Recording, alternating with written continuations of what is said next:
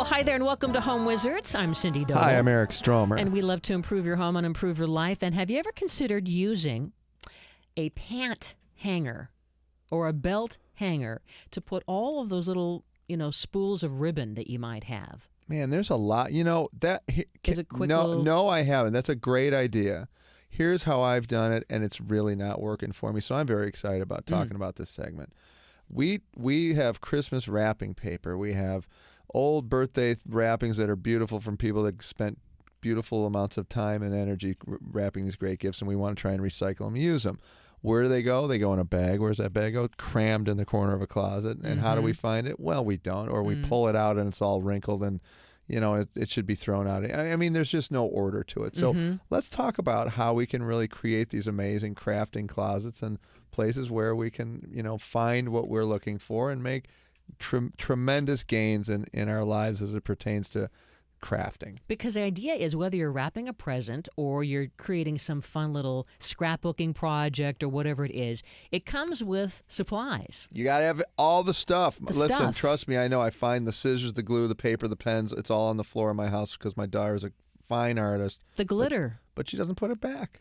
See? And we don't even have a great system to put back stuff, too. So think of, all of this crafting and supply stuff is having its own little bin or series of bins. And, yes, you could buy one store-bought. In fact, I think it's the Container Store folks. They have this thing. It's kind of like a craft supply in a kit. And it is a series of these little caboodle drawers on wheels. And they stack up, like maybe about 4 in a row. And you could get 2 of them side by side. And then you kind of slide them in, right? And then you can come up with other little accessories to create your own crafting closet. But you could do it on your own without needing to buy it pre-made. That's great. The thing that I did a lot on this show called Clean Sweep, which was sort of organizational design. We did a lot of crafting closets. And, the thing, I think it's all about, like you say, destinations. You got to find a place to put things. But you can turn a closet that maybe is underutilized into not only like a little office place with a flat surface table in it, but you can also have all these amazing places to put wrapping paper up on dowels, and then you've got the ability to just pull out the paper, have scissors that are on a string next to it hanging on the wall, simply cut the paper and then wrap your gift on your tabletop that you've put in the closet. And the way you do those tabletops in a closet, you pull out all the guts of the closet, you take the shelves, the dowels, everything out, so it's just a blank slate. And then you cut a piece of plywood to the size of the interior of the closet. And then around the bottom, the 3 walls of the back of the closet, you put a piece of 1x2 wood level all the way around. You just nail it into the wall and then just place that plywood down on top of it, put a little chair in it, and then that closet now becomes like an office crafting Crafting area. Central. And you didn't have it before. You weren't using it. Maybe you had a couple of clothes that you never really paid attention to. I think Willow needs this because this could be a very creative. It almost like opens up your mind to more possibilities. And then it gives you a place to, mom and dad get to just close the door and it's gone out of sight, out of mind. And then, the kid can go back in there or whoever's using it and it becomes their office center. It's kind of cool. Or even if you don't have a door, maybe you could just put a curtain rod right in front of it with a curtain. There you go. That goes, that you close the curtain when you're not using it or you drape it to the side. That's right. What about using some other kind of mechanism to make some of these shelf units that would be inside that old closet that you've emptied out? Sure. I mean, they sell like at these different companies, these organizational stores, they'll sell all these inserts. So you can either do it that way where you're getting freestanding places to have sliding baskets, wire baskets, whatever you want, cubby holes. They even make things that are out of canvas, like shoe caddies that are for pencils and art supplies and all that kind of stuff.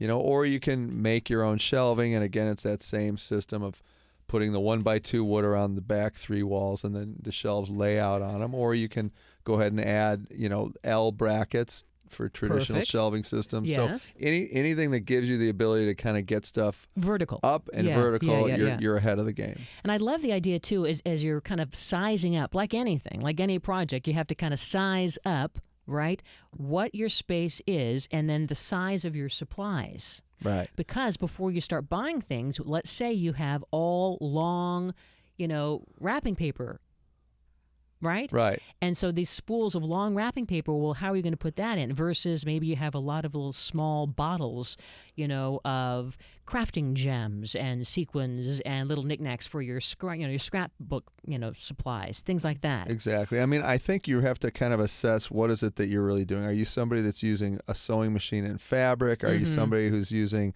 a glue gun and glitter? Are you someone that's doing wood dowels and, balsa wood? What is it that you do? Are you wrapping presents? Make it specific to what you feel like you're really going to be involved in most. And then that's how you design. You design from what your needs are.